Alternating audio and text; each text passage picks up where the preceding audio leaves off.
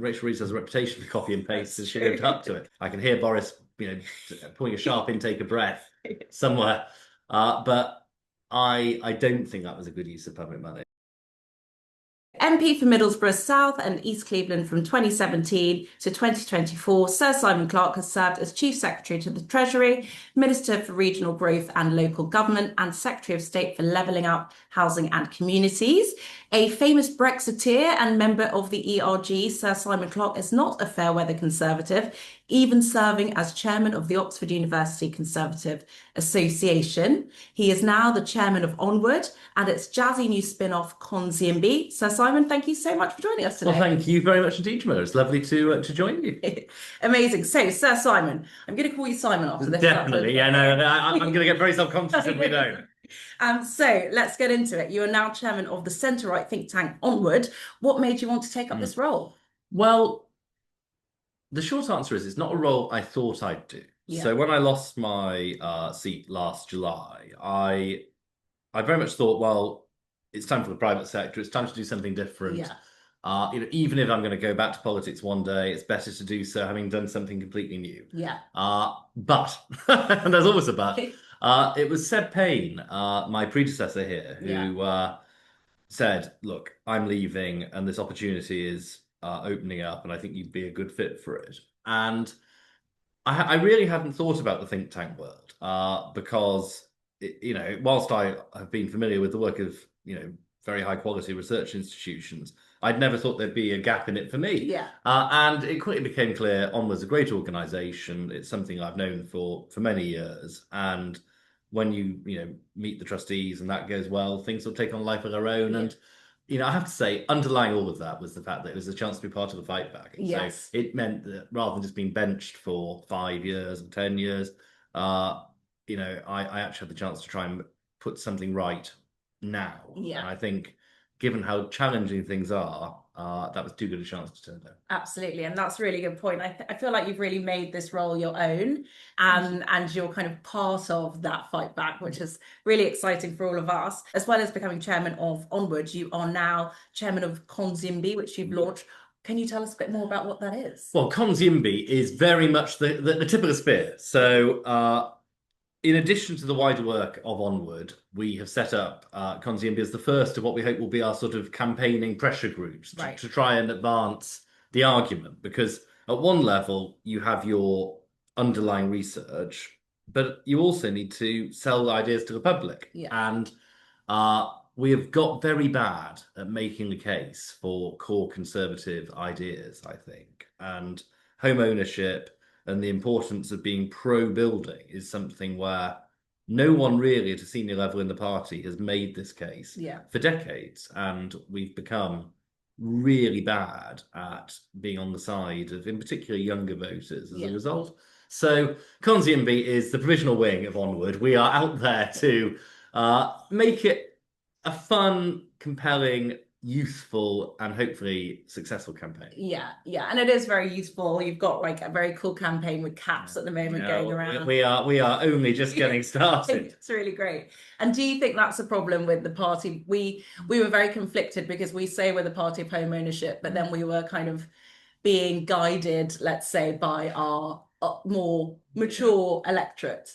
Well, there's no doubt, rather, that there is a danger that we become a party of the haves rather than the have-nots in property terms. And I think, we have got to remember that in the end, it's in everyone's interest that you have a housing market that works. Because if young people aren't able to get a home of their own, then, ultimately, a number of things happen. They end up living with their parents for longer than probably anyone wants, both sides. Yeah. But they're also not in a position to, set up a family, have kids, which in turn means that the future of public services and the state pension starts to get completely, cast into doubt because, as we've set out in one of our new reports recently, the anti-social contract, if you don't have a population pyramid worthy of the name, or rather you have an inverted population pyramid, the pressure on a diminishing number of working people will become unsustainable. Yeah.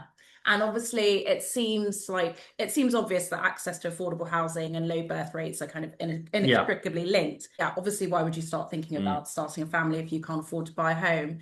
But how can we remedy that? Obviously, building more houses is a part of the problem, but will that solve the issue of saving for that deposit if you don't have access to the bank of mum and dad? Yeah, I mean, there's no instant fix. Yeah. So I think it's very important to say that house building is a big part of the problem, but it's certainly not linked solely to supply, and it's not going to be something which also kicks in overnight, right? Yeah. You know, you're probably going to need to look at some bridging mechanisms, including innovative finance products. You know, we had Help to Buy under the last Conservative government to try and get through that period, but you know, this is the classic example of the journey of 1,000 miles, beginning with the first step. Right. We've got to start it Yeah. so that maybe in 5 or 10 years' time, we're in a better place. And, you know, I do think if the markets have confidence, if the house building industry has confidence, then we will start to make quite serious progress. At the moment, despite Labour's rhetoric, they haven't really, I think, seen enough change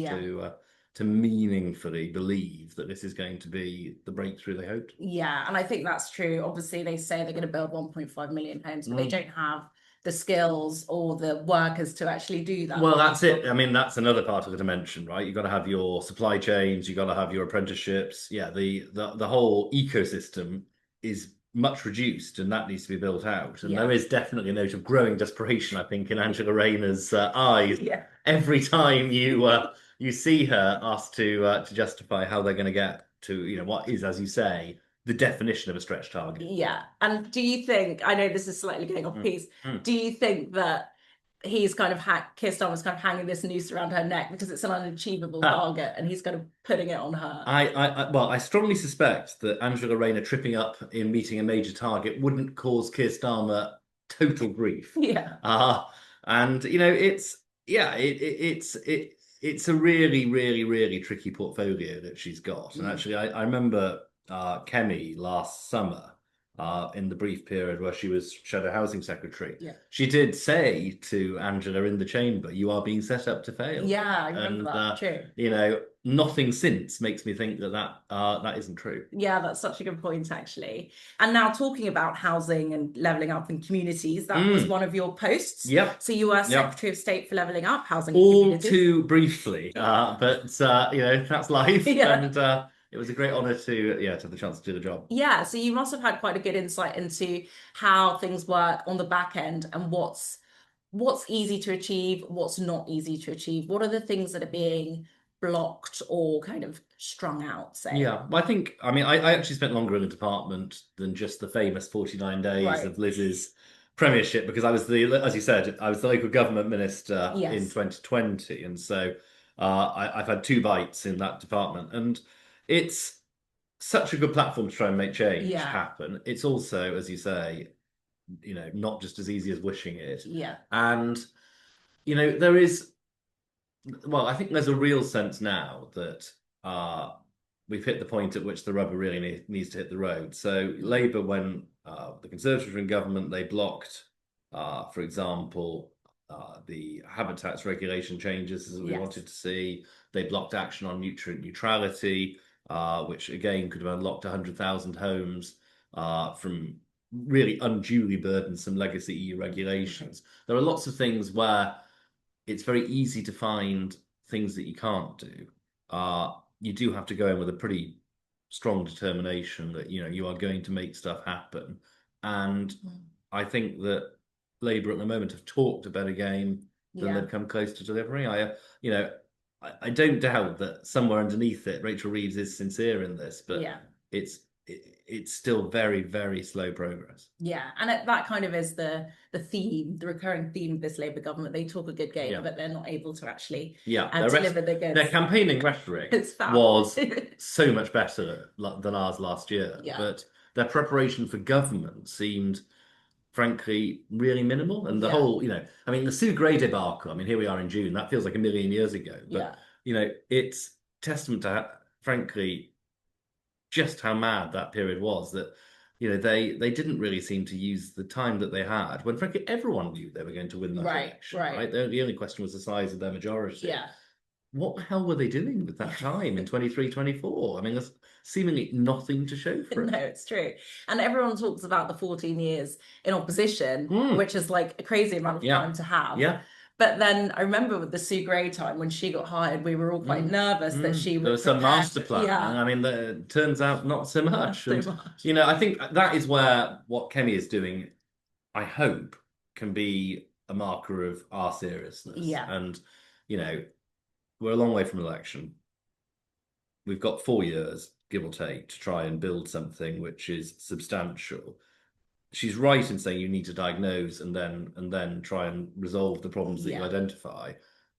The value of that process will ultimately be proved not in this period, but hopefully in the 2030s, right? When we have the chance, I hope, to put it into practice, and when hopefully we can show that a good, well-grounded and well-researched program can make all the difference. Yeah, and I think you're right. I think for Kemi, it seems like slow and steady is hopefully going to win the race. Yeah, I mean, we have to hold on nerve. Yeah. Because it isn't easy when you are having lumps taken out of you by a populist alternative, and when you're still hurting from the worst election result any party has suffered in modern political history. Yeah. To hold your nerve. That is not something that comes naturally when your hair is metaphorically on fire. But, and it's a point that can't be emphasized enough. If we get this wrong, we will shatter our credibility for another period. Yeah. The public will only respect us if we can show that what we're doing is serious. And I think that is an important message for activists. It's an important message, I think, for Conservative voters, that every one of us here is as passionate about winning the next election as you are. But we do need to actually stop and think rather than just reheat the same message that we were, selling at the end of the last government, which frankly was not working. Yeah. And, there were many reasons why we lost, but we did not have a clear prospectus for the next 5 years. And there was no sense of an agenda on too many issues, really, beyond just being more capable managers than Labour, which I mean, no doubt we would have been, but fundamentally was not really a credible prospectus. Yeah, and it's not inspiring, is it? No, I mean, there were many words for it. Inspiring, it was not. And I remember saying to my own campaign team on the doorsteps, during the general election, if it wasn't for our local narrative on Teesside, which was very strong, and actually Ben Houchen had done a fantastic job as the Tees Valley Mayor. But if it wasn't for that, I just would not know what to say to people. Right. And that is a position we must never find ourselves in again. That's it. And I think the thing we always got on the doorstep is you're not Conservatives anymore. Yeah. And so I don't think anyone could say that to us again. No, well, I mean, I think hopefully we're starting to re-find our feet. And, Kemi is very big on sort of the coherence of the narrative. Right. And it's important that every single part of it adds up. But whether that's on illegal immigration or ECHR, and we'll get the readout on that at conference, whether that's on foreign policy, very topical at the moment in light of what's going on with Iran.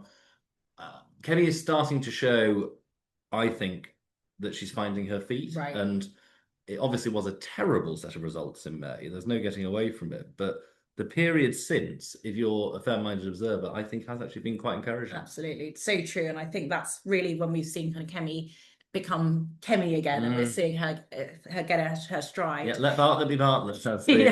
I mean, that of course is now becoming incredibly dated. It turns out that's 25 years ago, which is also not okay.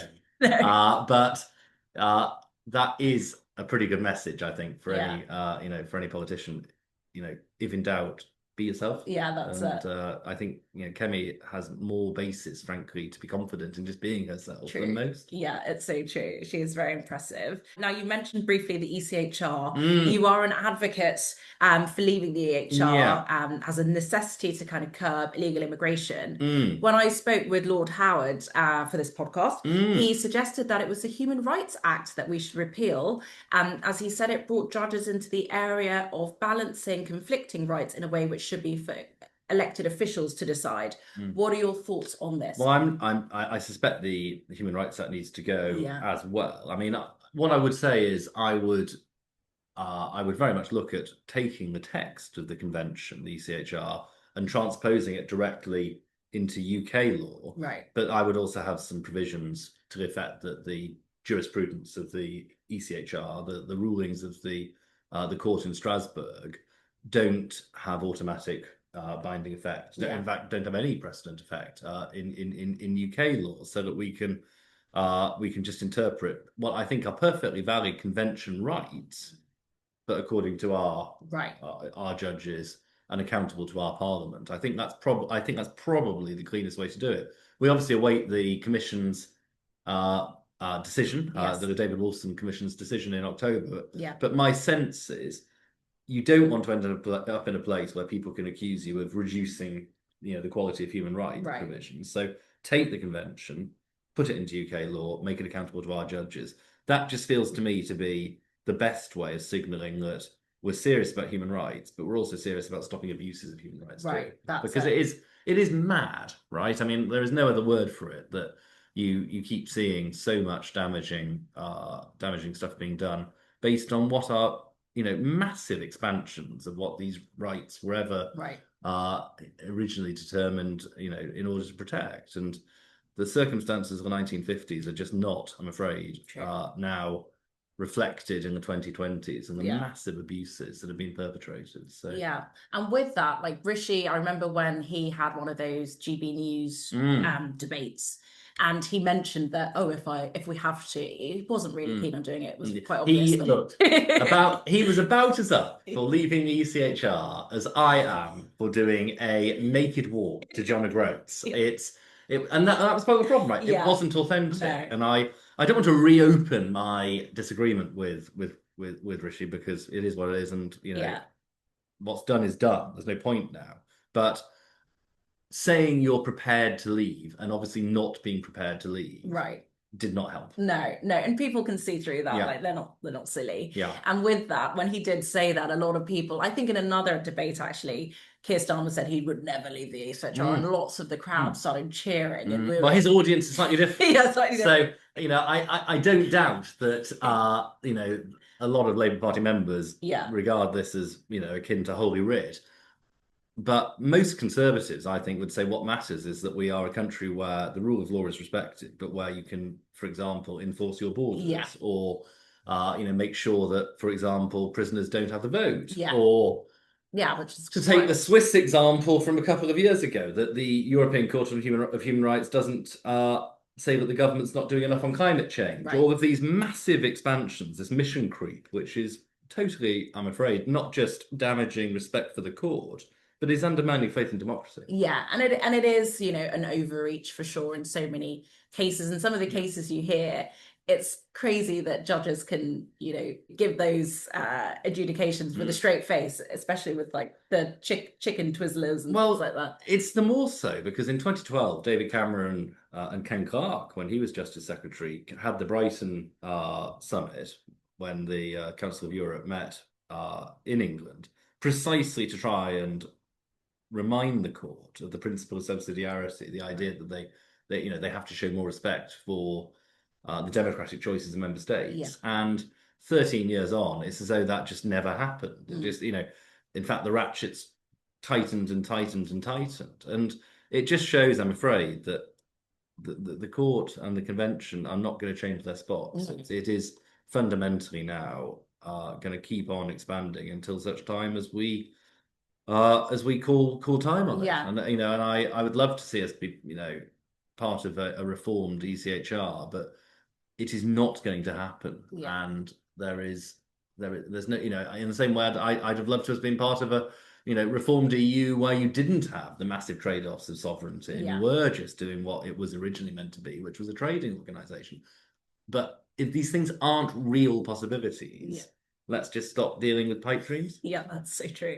And on that, it kind of seems like, going back to a bit of what Lord Howard said, in the fact that, elected officials should be making these decisions. We do feel like, it does feel like that, Parliament's no longer in control. And that is a problem.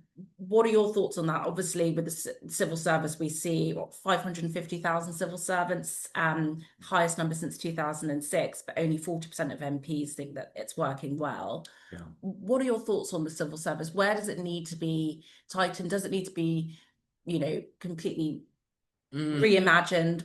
Or is it just a case of less civil servants being paid better, doing less? I think there is a case for considerably fewer people Yeah. who are better paid and more specialist. I think that probably is right. I think there's an accompanying question around whether there ought to be more political direction within the civil service as well at the senior level. And I think that's that's a contentious path to go down, but I think that our departments where it was very clear when we were in government, I'm thinking particularly here at the Home Office, that people were not aligned with the government's agenda. Yeah. And no one's looking for the civil service to be partisan in your favour, but they should at least be even-handed. I think there was a problem there.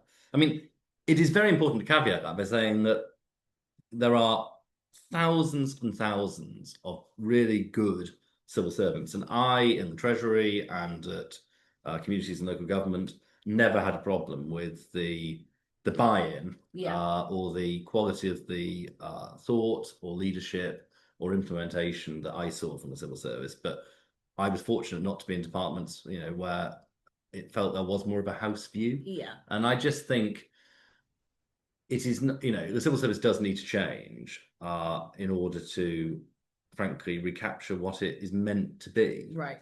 And I think, the detail of how you best do that is still there to be determined. But I don't think that where we are now gives most people on the right of centre confidence that this is a high-functioning, high-performing organisation, which should worry, of course, civil servants themselves, who are, quite rightly proud professionals. And there are many, I suspect, who think serious reform is needed. Yeah, absolutely. And what are your thoughts on working from the office? Because I think the Treasury is the lowest. So it's got 63% of Treasury officials working from the office, and DWP is second lowest at 64%. Whereas we've got energy, security, and net zero at 100%. I guess that says a lot. Well, that's a fantastic statistic. I mean, I think look, in the post-pandemic world, different workplaces will move to different trajectories in terms of getting back to normal. But I think it's important to us that there is a normal. It's like 2000. And we can't pretend, I think, that there is comparable productivity between home working and office working. It may be that there is some flex, right? So here in a think tank, we have a policy whereby Friday is for longer term reading, writing, and the rest of it. And I think I can justify that. I don't think that's just a sort of a Skyver's charter. The team here are jolly motivated and are very impressive. But as a general rule, the flip side of all of that, the idea that, it's just okay to pop into the office every so often, just to remind your colleagues you're still there. Yeah. That's not okay either. Yeah. And I worry that we have for a long time drifted closer to the latter than the former. Yeah. And that isn't okay. It's also not fair on younger staff because you don't, I'm afraid, learn in the same way if you're just sitting on your own. Yeah. The quality of work in the office is partly about watching senior people deliver, and the soft skills which actually really matter. Yeah, that's so true. And I think you absorb so much. And it's quite funny. This morning I was listening to something about AI and how and a lot of people I've spoken to in tech say that, the lower junior positions are all being taken up by AI. But there's still going to be a need for younger workers to come through, right? I mean, obviously, when I for one look forward to being, led by a new AI overlord in due course. Let's just get that on record. But the fundamental point is, we even in a world where AI changes a lot, and it will change a lot, and it will change a lot quite quickly. I think it will not remove the need for us to have high performing, grown-ups in the room. Yeah. And that is something which can only come, I think, with exposure to real office life. Yeah. And if we're going to outrun AI, then we're going to need to do it on the basis of the things that AI can't do, which actually is as much sometimes about the emotional value add and the sort of the thoughtfulness that human beings can bring. It's the process tasks which will be knocked out, and you're not going to learn the right skills to do that if you're most people aren't, at least, if you're sitting on your own at home. No, for sure. And also, people don't just start at being senior. It doesn't quite make sense. sense. No. So in your programme of work for 2025 to 2029, I think I got that right, you said... Rest of this Parliament. The rest of this Parliament. You said that we need to reimagine how public services are delivered. And in the spending review, Rachel Reeves announced that most investment in transport would be for the north, but many of those in rural towns, rural southern towns and villages face the same challenges in terms of transportation. Is it passé to try to exacerbate this north-south divide? And surely that's not what levelling up was about. Well, I think when it comes to the transport spend, one of the things I took away from actually the spending review was fundamentally how much of the transport plans were just copy and pasting what Rishi Sunak had set in place in 2023-24. So almost to a pound, shilling and pence. It was Rachel Reeves has a reputation for copy and paste, and she lived up to it. Fundamentally, there are real problems with connectivity in the north of England. I think that there's no question that you do notice it as a northerner who now lives in the south. I do notice that there is obviously this better connectivity in the south. It doesn't mean there aren't challenges, and it doesn't mean there aren't pockets of real deprivation, because there are.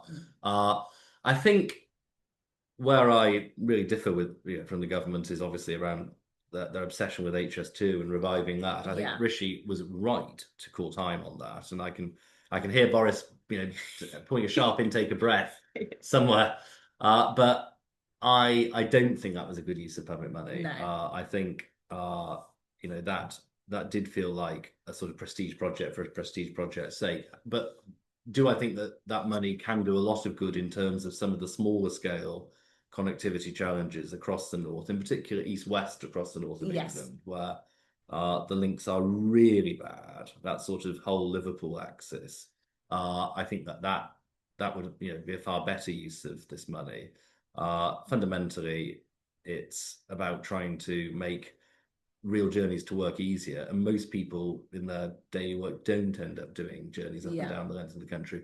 And insofar as they do, whilst there are some capacity issues on the West Coast Main Line, I think they're manageable, much more so than the daily challenge of getting sometimes on quite short routes between one town and another 10 miles away. Yeah. And as a northerner, proud northerner, what do you think the north is crying out for, apart from good transport? Well, infrastructure is great. Fundamentally, it's an enterprise culture which you need, and the challenge is really deep rooted, because the sort of the muscle connectivity is just less strong than it is in the southeast and east of England, and how you sort of jumpstart that after decades where huge industrial change, mostly for the worse, has led to communities being hollowed out, is really hard. What I saw on Teesside with Ben Houchan was a really good process of trying to bring business in, not government in to create jobs, but business in to create jobs. So we had the Freeport announcement on Teesside that's anchored a number of very high profile big employers moving into the former steelworks side, and you're starting to see a new ecosystem build out from there, because obviously when big companies locate, it's not just the direct jobs, it's the indirect jobs through the supply chain. That sort of thing feels really powerful to me. The other thing is education standards. And again, it's not the case that there's a sort of all north bad, all south good. That's not true. But representing Middlesbrough, where attainment is very patchy, the sense that life in some poorer communities was effectively being determined from a very young age by education outcomes was really strong. And that's why I am most angry about what the government's doing with its schools reforms, which I have seen for myself.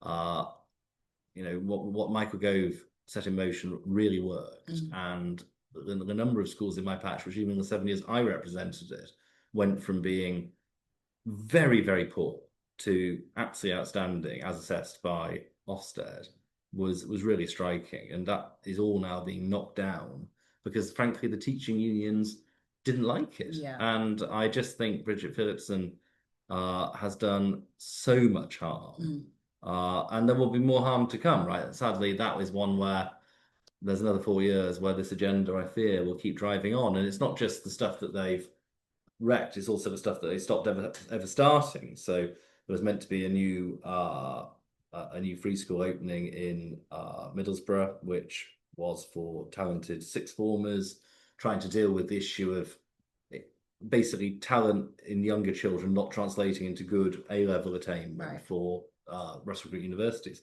And Eton were going to come in and offer their support. Star Academies, who are a really strong academy chain across the north, were going to come in and partner with them. It's obviously completely free for the pupils, and this has been completely knocked on the head by the politics of envy. Yeah, right? One mention of the word Eton, and you could just see the Labour Council and the other Middlesbrough, the then other Middlesbrough Labour MP, Andy McDonald, they just wanted it killed off, and that's what's happened. And this is not okay. This is playing politics with kids' life chances, and that part of Labour's legacy is something which I don't think is always recognised enough by the public. That actually, in their talk of what did the Tories ever do for us, actually, well, we did really transform education standards in England. We did rise up the international league tables. That wasn't a coincidence. Of course, it was about the hard work of teachers, but it was, most fundamentally about the right structures being put in place. And I worry that the next thing will be a curriculum review, which will move away from,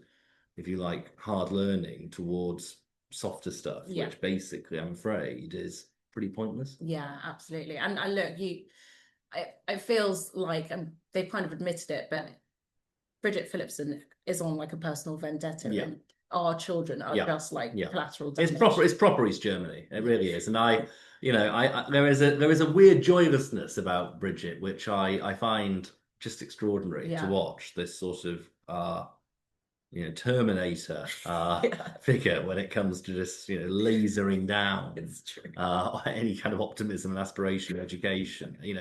I just find it extraordinary, and on a personal level, I obviously bear her no ill will, but on a professional level, I think she is already right out there as just someone who is the most damaging minister of this era. And the trouble is, it's very easy to destroy. It takes a lot of time to rebuild. Totally, that's so true. And they've really made a pig's ear of everything. Talking of levelling up, as we did in my recent column for City AM, I suggested that we channel Texas and the US federal system by giving metro mayors taxation powers in respect to corporation tax, income tax, business rates, which would be trying to keep people inside the UK and not escaping to Dubai. Do you think that something like that would be a more dynamic way of redistributing wealth? The Treasury would hate it. That's the first thing to say. But I think there is a case for giving. Well, mayors do have some modest tax raising powers. They don't have the big levers. I think there is a case for, if you like, giving mayors more tax raising authority. There's a sort of twofold reason for that. The first is that clearly, in some contexts, it might produce the requisite funding for big projects, but it also allows tax to become a point of differentiation between mayors. And most of the time, of course, the right answer will be to tax very little, if at all. And over time, I think you then would start to see quite different offers starting to emerge between the Conservatives and Labour in the local government sphere, because at the moment, what is your incentive really to vote for a Conservative metro mayor in Manchester or Liverpool, or now we've lost it, the West Midlands? Well, it's harder to make that case when you don't have skin in the game for the public in the form of tax. And so I think the politics of that, in terms of really encouraging people to think carefully about who they're electing rather than just who's going to be dispersing large sums of public money, would, I think, play in our favour. It is also clearly about trying to make the role as meaningful as possible. And good mayors make a big difference. We across politics, but I think particularly on the centre right, has struggled to get candidates of the right ability into the room for these roles. And we do need more Ben Houchens and Paul Bristows, who I think can go toe to toe with the Andy Burnhams of this world, and making the role as significant as possible through at least some tax raising powers. And we could discuss what the right ones might be. I don't think, do income tax, but the significance of the role being high is most likely, I think, to mean that we get the people who can actually, if they get the job, then do really great things with it. Yeah. If it's just a sort of councillorship of undefined powers, then it's going to be more hit and miss. And I think devolution needs to be prosecuted really quite fully, or probably not at all. Yeah, agree. Because otherwise, what is the point of it? Yeah, it's just another tier of government at that point, and not a very empowered one. No. And also, when you get like a bad mayor, as we've seen in London, it's so catastrophic. Have we seen, right? Don't get me started on that. But Sadiq, over now 3 terms, has shown actually that, of course, actions or inactions rather have consequences. Yeah. London, compared to give Andy Burnham his due, Manchester just feels so flat, so unloved, so undynamic, and that is about the tone set from City Hall. Totally. Who's in charge? I mean, Sadiq Khan he's a disgrace. But I think not long to go into well, I mean, of course, the Labour succession plan is already ramping up. So watch out for Dylan Butler coming soon to a City Hall near you. But we very much need to get our house in order to set out a positive alternative for London in 28-29, because that election in May 28 so important. Will come round, right? And we've got to make sure that we actually really are serious about this. And I think if we are, as we've seen in successive elections, where actually Susan Hall and Sean Bailey, despite running what were relatively, frankly, low supported campaigns from the centre, came surprisingly close to winning, right? The margins weren't that wide. The Conservatives can win in London, but we only will actually turn narrow defeat into actual victory with something a bit more inspiring. Yeah, and we need someone who is optimistic. I think that's the thing London's been missing, like optimism. Yeah, you've got to capture the sense that this is a city where almost anything is possible. Yes. But, at the moment we are punching below our weight. Yeah. And whether it's in terms of crime or transport or attitude to inward investment or housing, this is a city that's at best been run on autopilot. Yeah. And in parts, it feels like we're sort of modelling a sort of a trial for Gotham City at the moment, and whether that's the Bakerloo line graffiti or fare dodging or whatever else, it just adds, I think, to a sense at the moment that things are not right. Yeah, and the sense of decline in Britain is particularly strong in London. True. So, who would be on your hot list for London Mayor? Well, it's not for me to say who, but what I would say is I was really encouraged to hear, some big hitters in the party like James Cleverly, being linked with the role. Yes. That's really encouraging. But I think beyond the who, it's actually, what we've just been discussing. It's the why and the what. It's the programme. And, there are lots of groups that I'm proud to be part of, like Next Gen Tories, who are putting out, I think, the beginnings of something which can look like a very, very exciting, compelling programme for London. And that's something which we want to develop a lot more on in the next, for argument's sake, 12 months, because no matter how charismatic you are, it's about what's your vision. And Boris managed to brilliantly combine in London not just all the the classic Boris charm, but actually quite a serious programme to build stuff,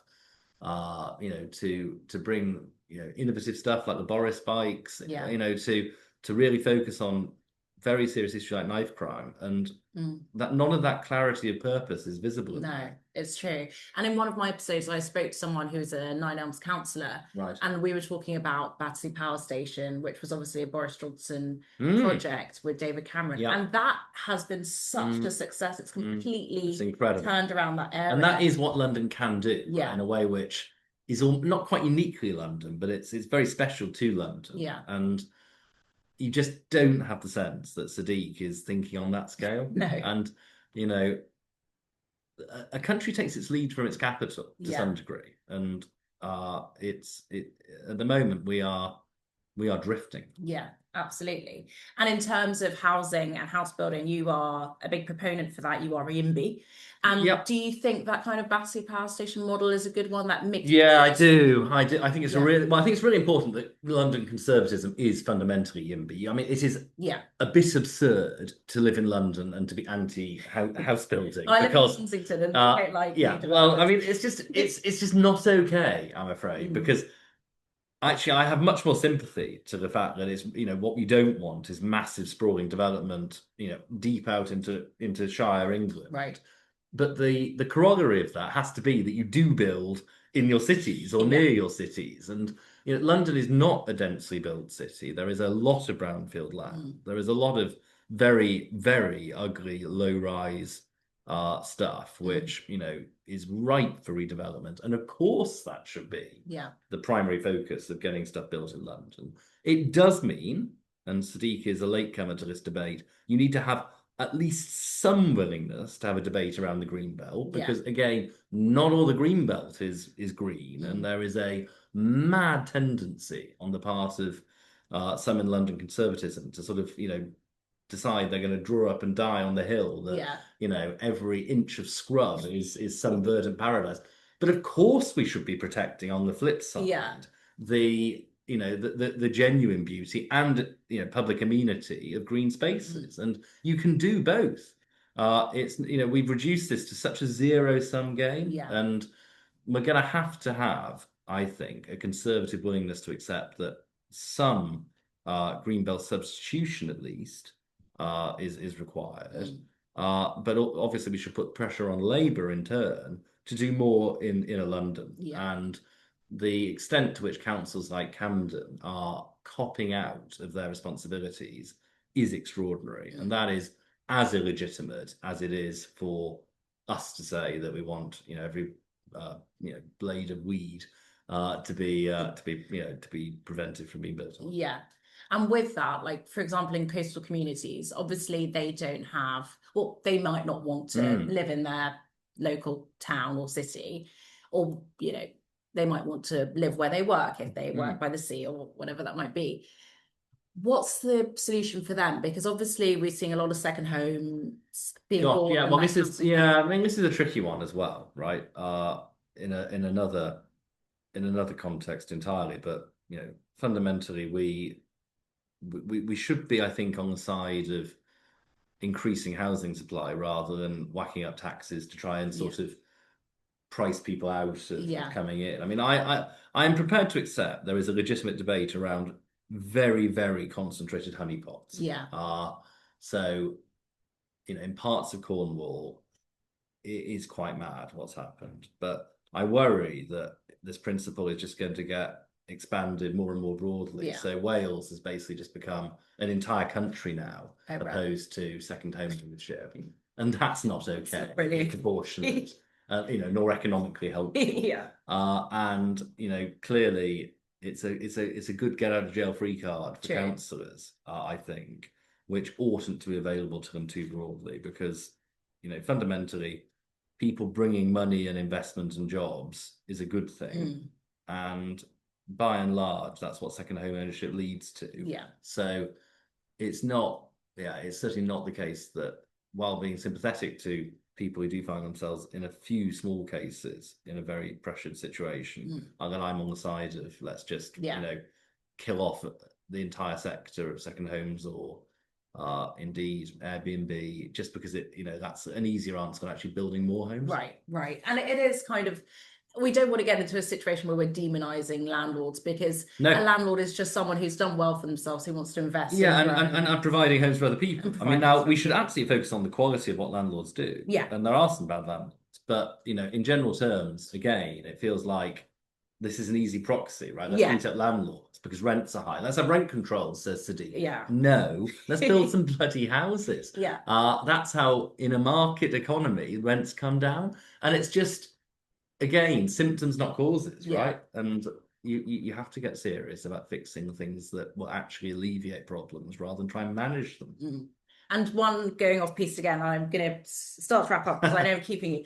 For people who don't understand, and we do have a few lefties that listen to our podcast. Well, Okay, everyone's welcome. They This is a family show. We're trying to convert everyone to conservatism. Why are rent controls bad?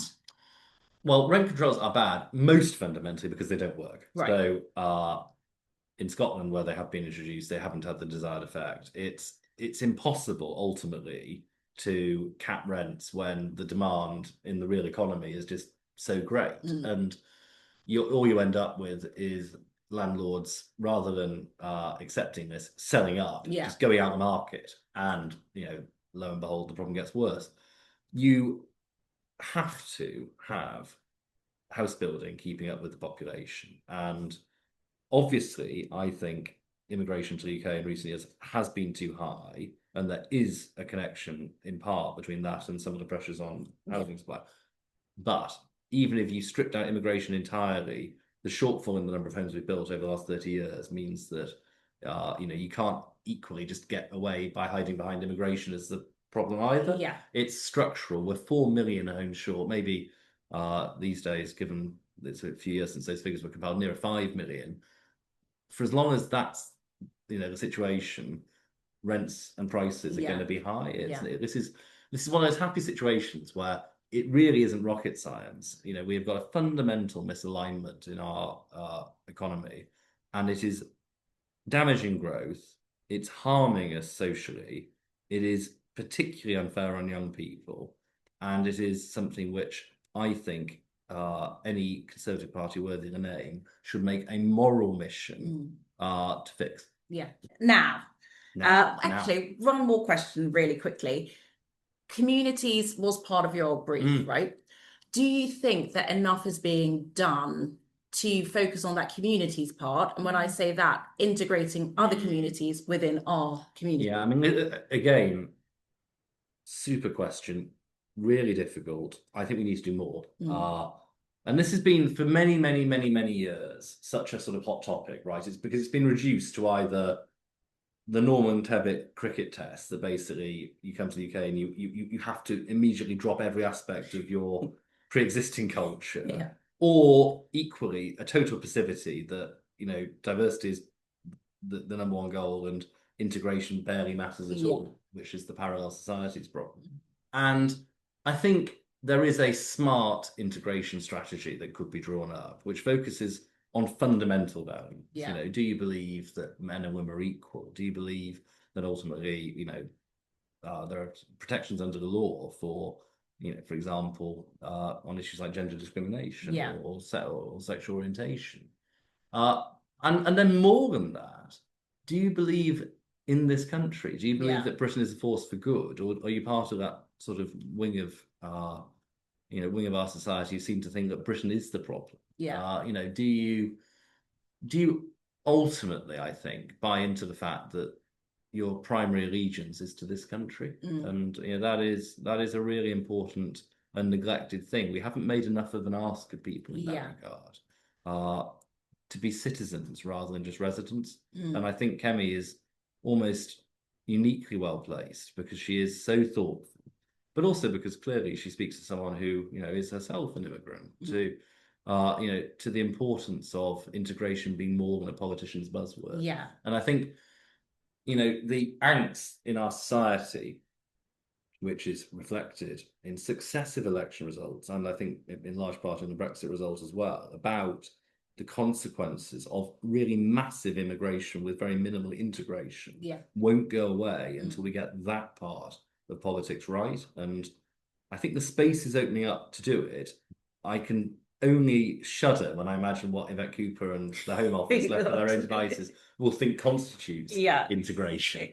I mean, that I think is beyond parody. But I think a robust, fair-minded, but quite demanding Conservative model, I think, would be very, very, very helpful.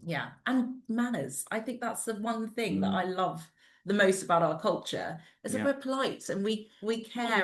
We try. Yeah. And sometimes I do notice on the tube and things that has been slightly deteriorated. Well, I think there's a wider point around sort of civic behaviour in there, and that is a real concern too. But I think, in part, it's a reflection of the fact that we are an unhappy society, and certainly in London, I think we are. I think the concept, that's that Rob Jenrick fare dodging video a few weeks ago. It sort of spoke to the fact that the social contract, another plug for Onward's work, is it is really fraying, because the sort of "why should I care" attitude is horrifying, and that is new, and it's not okay. No, it's not. We are all in this together, and the reality is that conservatism does need it to be more than just about economics. It does need to be about creating a society where rights and responsibilities are in better balance than they are in Labour's Britain today. Yeah, absolutely. Now I'm going to wrap up with 2 more questions. So Simon, you have always been a Conservative, have you? I have. I mean, I've always known, really, since from the age where I sort of knew what political parties were. I mean, I wasn't a Conservative as a 4-year-old. But ever since I sort of worked out roughly, where the balance lies, I've always believed in individual freedom. I've always believed in sort of robust belief in the West, and the sort of, if you like, the Thatcher era confidence that Britain is actually a force for good in the world. Absolutely. And I find the sort of self-loathing of lots of the left just really unappealing. And it was exhausting, really. Really exhausting. Can you imagine being that? I know. Just that cross all the time. I know. Right? I mean, there's enough to be cross about in Britain without adding in sort of existential angst about everyone else. And why did you want to join the party? To make a difference. I mean, I've been really lucky to have the chance, to live that dream. And, being a constituency MP is actually a really good reminder that is a very honourable role.